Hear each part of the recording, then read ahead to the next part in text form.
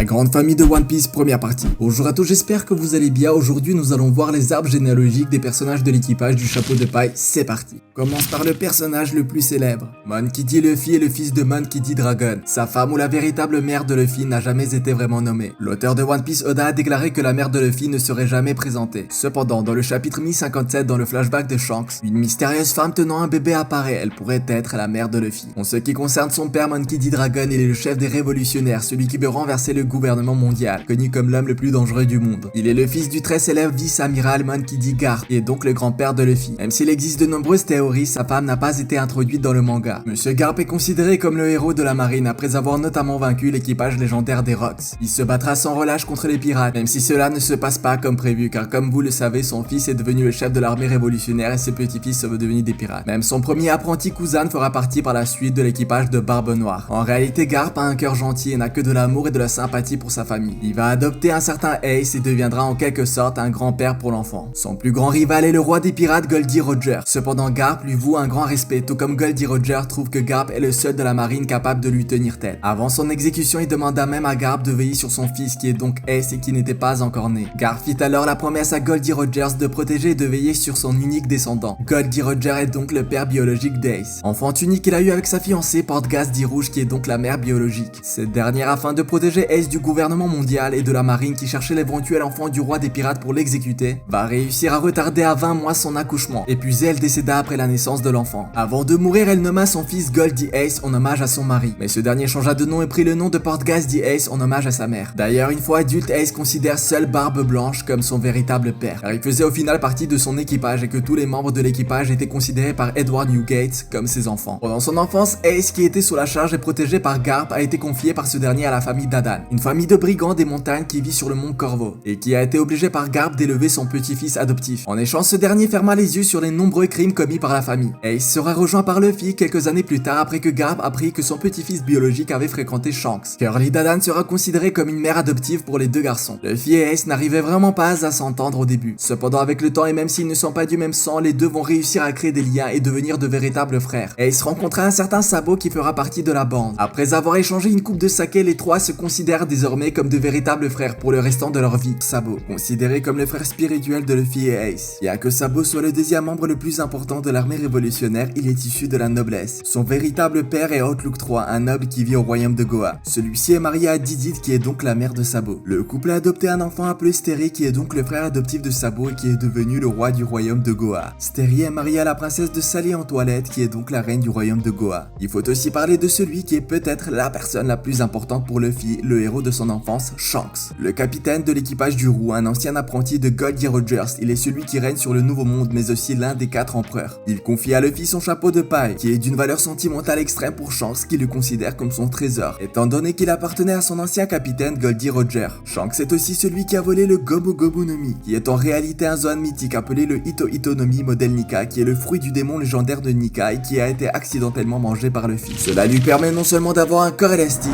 mais surtout Luffy a lentement maîtrisé les pouvoirs du fruit et sa créativité pour donner naissance à des formes ou des techniques telles que le Gear 2, le Gear 3 et le Gear 4. Lorsque le cœur de Luffy a cessé de battre, son esprit et son corps ont forcé un réveil du fruit du diable. La forme éveillée du Ito Ito no Mi, le Gear 5. C'est dans cette forme éveillée du fruit que Luffy prend la forme du guerrier légendaire Nika et porte ainsi le titre du Joy Boy, celui qui détient le pouvoir de libérer le monde. Cependant, peut-on dire que Nika est le tout premier Joy Boy, celui qui avait laissé derrière lui il y a plus de 800 ans le trésor du One Piece? Bien sûr que non, car une autre personne aurait pu manger le fruit du Ito Ito no Mi et avoir pris la forme de Nika. On continue avec le prochain personnage, l'ex-chasseur de pirates Roronoa Zoro. Celui qui veut devenir le meilleur sabreur au monde est le fils de Roronoa Arashi. Il a épousé une certaine Terra. Comme avec la mère de Luffy, on ne connaît pas grand chose de son passé, mis à part que Terra était la fille d'un bandit d'East Blue. Elle mourut d'une maladie lorsque Zoro était jeune. Oda a-t-il fait exprès de ne pas lui donner de nom de famille? Eh bien, on n'en sait rien. En tout cas, il a déclaré qu'il ne voulait pas trop donner d'importance à la vie passée de Zoro. Ce qui explique pourquoi nous ne connaissons même pas de quoi ont l'air la plupart des personnages de la famille de Zoro. Concernant le père de Zoro, Roronoa Arashi, nous savons seulement qu'il perdit la vie lors d'une bataille contre des pirates, et que c'est le fils d'un épéiste du village de East Blue appelé Roronoa Pinzoro. Pinzoro s'est marié à Shimotsuki Furiko, qui est donc la mère d'Arashi. Furiko et Pinzoro sont donc les grands-parents de Zoro. Furiko est une descendante directe de la famille Shimotsuki, qui est une famille du pays des Wa. Les Shimotsuki dirigeaient les régions d'Akuma et de Ringo. Akuma était gouverné par un certain Shimotsuki Yasui, qui a adopté une fille qui se rapproche de Zoro. Zoro, alors que la région de Ringo était dirigée par le petit frère de Furiko appelé Shimotsuki Ushimaru. Avant qu'Oda ne révèle cette année que Zoro est bel et bien un descendant des Shimotsuki, nous avons déjà pu apercevoir le flashback de Yamato durant le chapitre 1024, qui a révélé que dans sa jeunesse, Ushimaru ressemblait comme deux gouttes d'eau à Zoro. Ushimaru est en fait le grand-oncle de Zoro. En fait, Furiko et Ushimaru Shimotsuki sont les descendants directs du légendaire samouraï Shimotsuki Ryuma. Ryuma est né dans la région de Ringo au pays des Wa. Il était considéré comme le plus grand épéiste du monde. Il était vénéré pour sa maîtrise de l'épée qui lui a valu le titre de dieu des lames. Il est le premier membre du clan connu et cela remonte à environ 8 siècles. Zoro a même rencontré Ryuma, ou plutôt a combattu le cadavre du samouraï décédé. À Thriller Bark, Ryuma avait été réanimé par les pouvoirs du démon Gecko Moria pour devenir l'un de ses généraux zombies. Après avoir été vaincu par Zoro, Ryuma lui a donné son épée légendaire, bien que Zoro ait rendu cette épée pendant l'arc Wano. Bref, Zoro perdit ses parents lorsqu'il était jeune, il se retrouve orphelin et passe tout son temps à s'entraîner au dojo du village de Shimotsuki. Enfin, l'une des personnes qui marqua le plus la jeunesse de Zoro est Kuina. Considérée par Zoro comme une rivale, cette dernière est devenue pour lui une amie proche. En fait, Kuina est aussi une Shimotsuki. Elle peut être considérée comme une cousine lointaine de Zoro. Elle est la fille de Shimotsuki Koshiro. La mère de Kuina n'a jamais été montrée dans One Piece. Le père de Kuina était surtout le maître de Zoro. Koshiro était devenu son maître après avoir gagné un défi contre Zoro. Si Zoro gagnait, il aurait obtenu 10 sabres. Mais s'il venait à perdre, il deviendrait son élève. En réalité, Zoro s'était simplement battu contre sa fille Kuina. Zoro perdit le pari et devint donc l'élève de Koshiro. Kuina était donc bien plus forte et bien plus douée que Zoro. Cependant, son père n'encourageait pas vraiment sa fille. Ce dernier croyait que les femmes étaient naturellement plus faibles que les hommes et qu'elles ne pouvaient pas devenir des combattantes. Koshiro était le fils de Shimotsuki Kozaburo. Celui qui était appelé le vieux du village par Zoro était en réalité un célèbre forgeron du pays des Wa. Il est donc le grand-père de Kuina. Il est celui qui a forgé le Wado Ichimonji, une épée qui appartenait à Kuina et fut l'épée de renom de sa famille. Puis après un triste événement transmis à Zoro, une autre épée qu'il a forgée est le Enma, un sabre qui s'est retrouvé dans les mains de Zoro, mais qui avait appartenu au chef du pays des Wa, Kozuki Oden. Ce dernier l'a donné à sa fille Yori qui l'a donné à Zoro. En fait, Kozaburo est une personne très importante, car il est celui qui il y a plus de 50 ans est arrivé du pays des Wa, en compagnie de 25 autres personnes et avait libéré les villageois de bandits. Ils ont décidé de rester pour fonder le village de Shimotsuki. On continue avec un autre personnage de l'équipage. Le cuisinier de l'équipage du chapeau de paille est le fils de Winsmoke Sora, une mère très gentille qui fera tout pour essayer de protéger ses enfants des expériences génétiques de son mari, qui est donc leur propre père appelé Winsmoke Judge. Le roi du royaume de Germa et le chef de l'organisation Germa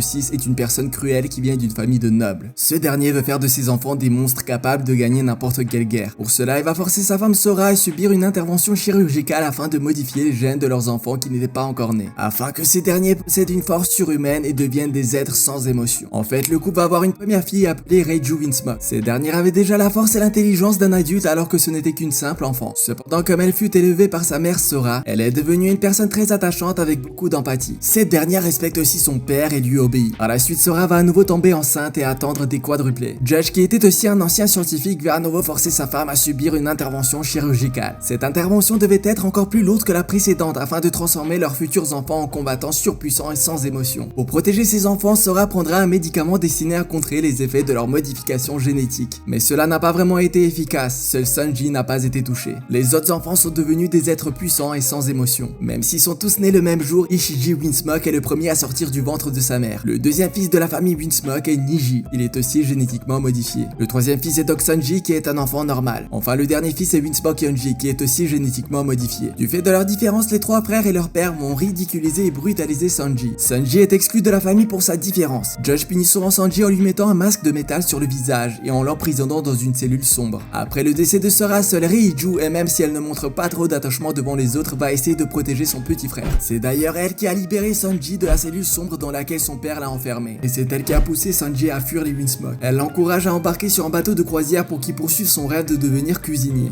Au final, Judge finit par s'apercevoir que son fils a quitté sa cellule. Il va tout de même le laisser partir à la condition qu'il ne dise jamais que c'est un Winsmoke. Sa sœur l'a donc dirigé vers un navire de croisière appelé l'Orbite où il travaillait en tant qu'apprenti cuisinier. 2 ans plus tard, l'Orbite a été attaqué par Zeff et son équipage. Mais une tempête est apparue et a tout détruit sur son passage. Sanji et Zeff seront les seuls survivants. En fait, dans l'anime, après la tornade, Zeff se retrouva coincé dans une épave. Dans le manga, le cuisinier plongea et ressortit indemne de l'eau, sans perdre sa jambe. Il récupéra 2 sacs dont l'un contenait de la nourriture. Pour survivre, il laissa le sac rempli de nourriture à Sanji et s'amputa la jambe pour se nourrir, comme il n'avait pas assez de nourriture pour les deux. Dans le manga, les deux resteront 85 jours sur le rocher, alors que dans l'anime, ils ne resteront que 47 jours. Zeff au pied rouge prendra donc sous son aile Sanji. Il sera un véritable mentor et un père adoptif pour ce dernier. Ils fonderont ensemble leur navire-restaurant, le Barati ou le Baratier, je ne sais pas, à vous de me le dire. pire. Sunji était aussi tombé amoureux d'une certaine Violette, qui était une danseuse de flamenco et une ancienne assassin. Enfin, Sunji a aussi été presque marié à une certaine Charlotte Pudding, une femme qui voulait piéger Sunji et l'équipage de Chapeau de Paille pour les tuer. En fait, c'était l'une des filles de Big Mom, la capitaine de l'équipage de Big Mom et l'un des 4 empereurs. On passe à un autre personnage. L'une des personnes les plus intelligentes d'East Blue. Elle détestait les pirates avant d'avoir rencontré Luffy. Nami est une navigatrice exceptionnelle, attirée par l'argent et les trésors depuis son enfance. On ne connaît pas la véritable famille de Nami, mais nous savons qu'elle a été adoptée par Belle-Mère, une ancienne soldat de la marine. Cette dernière a trouvé Nami au royaume d'Oikot après un combat contre des pirates. Belle-Mère était gravement blessée et voulait se laisser mourir. Elle verra une petite fille abandonnée appelée Nojiko, qui est la sœur adoptive de Nami et qui portait Nami dans ses bras. Belle-Mère décidera de se battre pour ramener les 2 filles dans son village. Belle-Mère était très proche du shérif du village appelé Genzo. Ce dernier sera un père adoptif pour Nojiko et Nami. C'était une bonne personne qui surveillait les filles, même si très souvent Nami pleurait en le voyant parce qu'il avait l'air effrayant. Pour éviter cela, Genzo a mis une sorte de roue sur son chapeau pour faire rire Nami. L'identité des vrais parents de Nami est encore inconnue. Oda n'a pas montré les parents biologiques de Nami. Mais il y a toujours nos belles théories sur One Piece. Et la dernière voudrait que Spencer soit le véritable père de Nami. Mais n'oublions pas que cela reste des théories. Même si Nami aimait profondément sa mère, elle avait du mal à supporter les conditions de pauvreté dans lesquelles leur famille vivait, d'où son attirance pour l'argent. Après l'invasion d'Arlong et ses hommes, ces derniers obligèrent les personnes du village à payer une taxe pour leur survie. Belle-Mère paya la part pour ses 2 filles, mais n'avait pas assez d'argent pour payer la sienne et fut donc exécutée devant ses filles par Arlong. Arlong va alors prendre en otage et exploiter Nami pendant 8 ans. Cette dernière a été forcée de rejoindre l'équipage d'Arlong pour ses compétences en cartographie. Il voulait utiliser Nami pour créer des cartes marines afin de les aider à conquérir East Blue. Enfin, on finit notre première partie par le personnage le plus mignon, celui qui a l'une des primes les plus basses de la série, mais aussi celui qui a mangé le Ito Ito no Mi, le fruit de l'humain qui permet à son utilisateur de se transformer en hybride humain.